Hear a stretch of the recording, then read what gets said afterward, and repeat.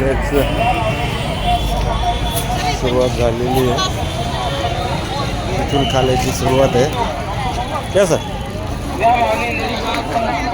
काल्याचं वैशिष्ट्य असं आहे की त्याच्यासाठी असा तांब्या पाहिजे हातात आणि याच्यामध्ये आपला काला ठेवलेला असतो आणि हा काला आपण सगळ्या नाथांनंतर वाटणार आहोत.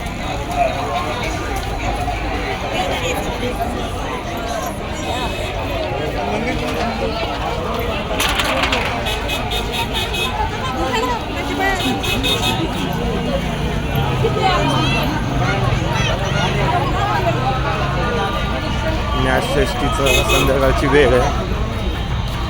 नाथषष्ठी वेगवेगळ्या भागामध्ये 3 दिवसात साजरी केली जाते. आज शेवटचा दिवस काल्याचा असतो.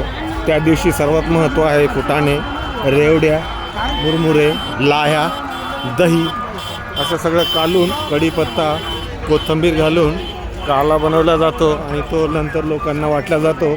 अशा विविध ठिकाणाहून वेगवेगळे दुकानं इथे माझ्या बालपणापासून येत आहेत. माझे 40 वर्षाचा इतिहास माझ्यासमोर आहे आणि त्याच्या आधी कितीतरी पिढ्या हे संतांच्या, माऊलीच्या, नाथांच्या, तुकारामाच्या भजनांनी दुमदुमून गेलेला परिसर मी अनुभवतो आहे.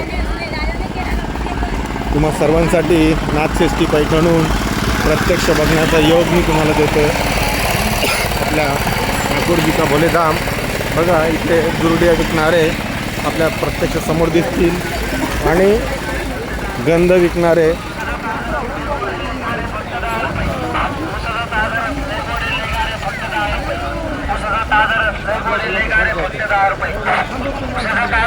गंध लावणारे इथं आहेत.